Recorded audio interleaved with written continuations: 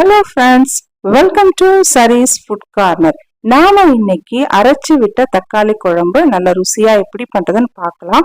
இது சப்பாத்தி, பூரி, இட்லி, தோசை, ரைஸ் எல்லாத்துக்கும் யூஸ் பண்ணலாம். ரொம்பவே நல்லா இருக்கும்.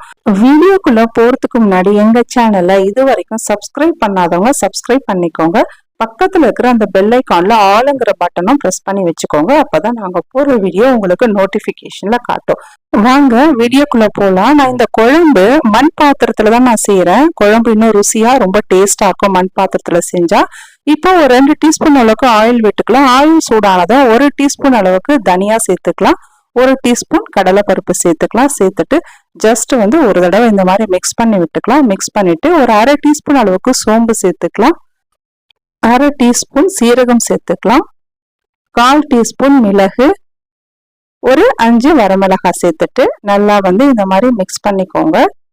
இப்போ ஒரு பட்டை, 4 கிராம்பு சேர்த்துக்கலாம். ஒரு 1/2 டீஸ்பூன் கசகசா சேர்த்துக்கலாம். சேர்த்துட்டு இதை நல்லா மிக்ஸ் பண்ணிக்கோங்க. ஒரு 5ல இருந்து 6 நம்பர் முந்திரியும் சேர்த்துக்கலாம். ஒரு 1/4 டீஸ்பூன் வெந்தயம் சேர்த்துட்டு எல்லாம் கொஞ்சம் வறுபட்டதுக்கு அப்புறமா ஒரு 10ல இருந்து 12 நம்பர் சின்ன வெங்காயம், ஒரு 6 நம்பர் பூண்டு, ஒரு பச்சை மிளகாய், ஒரு கொத்து கருவேப்பிலை எல்லாமே சேர்த்து நல்லா இந்த மாதிரி வதக்கிக்கோங்க. வெங்காயம் இந்த அளவுக்கு வதங்கினதுக்கு அப்புறமா நாம இதுல தக்காளி சேர்த்துக்கலாம். தக்காளி நான் ஒரு 4 மீடியம் சைஸ் தக்காளி கட் பண்ணி சேர்த்துக்கிறேன். புளிப்பு சுவை இன்னும் கொஞ்சம் அதிகமா தேவைப்பட்டா இன்னும் கூட ஒரு தக்காளி சேர்த்துக்கலாம். தக்காளி நாட்டு தக்காளியா பார்த்து நல்லா பழுத்த தக்காளியா பார்த்து சேர்த்துக்கோங்க. குழம்பு நல்லா ருசியா இருக்கும். இப்போ இந்த தக்காளி வதங்கிறதுக்கு கொஞ்சமா உப்பு சேர்த்திருக்கேன். சேர்த்துட்டு தக்காளி நல்லா குழைய வர அளவுக்கு நல்லா வதக்கிக்கலாம். இந்த அளவுக்கு தக்காளி நல்லா குழைய வேகணும். அப்பதான் குழம்பு நல்லா ருசியா இருக்கும். இல்லைன்னா தக்காளியோட அந்த பச்சை வாசனை வரும். நல்லா இந்த அளவுக்கு வதக்கிக்கோங்க. நல்லா வதங்கியாச்சு. இப்ப ஸ்டவ் ஆஃப் பண்ணிட்டு இதை ஒரு பிளேட்ல மாத்தி நல்லா ஆற வச்சிடலாம். ஆற வச்சதுக்கு அப்புறமா இதை ஒரு மிக்ஸி ஜார்ல மாத்திக்கலாம். மாத்தி இது கூடவே ஒரு 2 டேபிள் ஸ்பூன் அளவுக்கு தேங்காய் சேர்த்துக்கலாம். தேங்காய் சேர்த்து நல்லா ஒரு ஃபைன் பேஸ்டா இதை அரைச்சிக்கலாம். இந்த மாதிரி பாருங்க. இப்போ இது அப்படியே இருக்கட்டும்.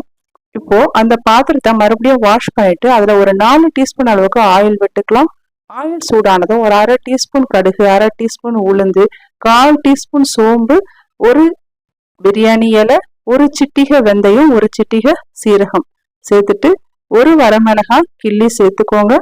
இப்போ ஒரு 10 நம்பர் சின்ன வெங்காயம் இப்போ மறுபடியும் சேர்த்துக்கோங்க. தாளிப்புக்கு ஒரு 6 நம்பர் பூண்டு சேர்த்துக்கோங்க. ஒரு கொத்து கருவேப்பிலை. தாளிப்புக்கு எல்லாம் சேர்த்து நல்லா வெங்காயம் வதங்கட்டும். வெங்காயம் வதங்கி இந்த அளவுக்கு வரட்டும். வதந்ததுக்கு அப்புறமா இப்ப நம்ம அரைச்சி வச்சிருக்கிற இந்த விழுதை நம்ம இதுல சேர்த்துக்கலாம். சேர்த்துட்டு ஃப்ளேமை இப்போ லோ ஃப்ளேம்ல வச்சுக்கோங்க. லோ ஃப்ளேம்ல வச்சுட்டு இந்த மசாலாவை நல்லா வதக்கிக்கோங்க. இப்போ மசாலா கூட குழம்புக்கு தேவையான அளவுக்கு உப்பு சேர்த்துக்கலாம். ஒரு 1/2 டீஸ்பூன் மஞ்சள் தூள், 2 டீஸ்பூன் மிளகாய் தூள் சேர்த்துக்கலாம். மிளகாய் தூள் நான் தனியா மிளகாய் 2 சேர்த்து ஈக்குவல் ரேஷியோல அரைச்ச மிளகாய் தூள், குழம்பு மிளகாய் தூள் சேர்த்திருக்கேன். உங்ககிட்ட குழம்பு மிளகாய் தூள் இல்லை அப்படின்னா 1 டீஸ்பூன் மிளகாய் தூள், 1/2 டீஸ்பூன் தனியா தூள் சேர்த்துக்கோங்க. காரம் கரெக்டா இருக்கும். மசாலா அடியில ஒட்டுற மாதிரி இருந்தா ஒரு 1/4 கிளாஸ் அளவுக்கு தண்ணி சேர்த்துக்கோங்க. தண்ணி சேர்த்து இந்த மசாலாவை நல்லா வதக்கிக்கோங்க. எண்ணெய் பிரிஞ்சு வர அளவுக்கு வதக்கிக்கோங்க. இப்ப பாருங்க நல்லா எண்ணெய் நல்லா பிரிஞ்சு வந்திருக்கு. ஃப்ளேமை லோ ஃப்ளேம்ல வச்சு வதக்கணும். இது இப்போ நம்ம இதுல தண்ணி சேர்த்துடலாம். நல்லா வதங்கி வந்துருச்சு. இது தண்ணி பாத்தீங்கன்னா மிக்ஸி ஜார்ல உங்களுக்கு மசாலா எல்லாம் ஒட்டி இருக்கும். அதுல முதல்ல தண்ணி சேர்த்து முதல்ல அந்த தண்ணி இதுல சேர்த்துக்கோங்க. அதுக்கப்புறம் தண்ணி அட்ஜஸ்ட் பண்ணுங்க. குழம்போட கன்சிஸ்டன்சி ரொம்பவும் தண்ணியா இல்லாம ரொம்ப திக்கா இல்லாம கரெக்டான அளவுக்கு தண்ணி ஊத்துங்க. இப்போ நான் தண்ணி ஊத்திருக்கேன். இப்ப காட்டுறேன் பாருங்க. இந்த அளவுக்கு கரெக்டான இந்த கன்சிஸ்டன்சில இருந்தாதான் குழம்பு கொதிச்சதுக்கு அப்புறமா உங்களுக்கு கொதிச்சு ஆறும் போது உங்களுக்கு இன்னும் கொஞ்சம் கட்டியாகும். அதனால கரெக்டா பார்த்து தண்ணி சேர்த்துக்கோங்க. குழம்பு இந்த அளவுக்கு ஒரு 10 நிமிஷம் நல்லா கொதிக்க விடுங்க. ஹை ஃப்ளேம்ல வச்சு அதுக்கப்புறம் லோ ஃப்ளேம்ல வச்சு ஒரு 5 நிமிஷம் கொதிக்க விடுங்க. இப்ப பாருங்க குழம்பு நல்லா கொதிச்சிருக்கு. இப்போ இதனோட கன்சிஸ்டன்சி பாருங்க இந்த மாதிரி இருக்கும்.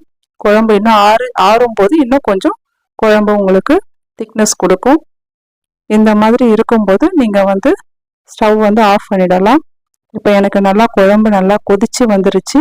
இப்போ ஸ்டவ் ஆஃப் பண்றதுக்கு முன்னாடி ஒரு கொத்தளவுக்கு கருவேப்பிலை சேர்த்துக்கிறேன். சேர்த்துக்கிட்டு கொஞ்சமா கொத்தமல்லி இலைகளும் நல்லா கிள்ளி இதுல சேர்த்துக்கலாம். சேர்த்துட்டு ஒரு கொதி வந்த உடனே ஸ்டவ் ஆஃப் பண்ணிட்டு ஒரு தட்டு போட்டு மூடி இதை வச்சிடலாம். ஒரு 10 நிமிஷம் அப்படியே இருக்கட்டும். அப்ப அந்த கருவேப்பிலை கொத்தமல்லியில இருக்கிற அந்த ஃபிளேவர்லாம் அதுல குழம்புல இறங்கி நல்லா வாசனையா கமகமன் இருக்கும். பாருங்க எவ்வளவு ஒரு சூப்பரான ஒரு தக்காளி குழம்பு ரொம்ப ருசியா நல்லா ரெடி ஆயிடுச்சு. கண்டிப்பா உங்க வீட்டுல நீங்க இதே மாதிரி ட்ரை பண்ணி பாருங்க.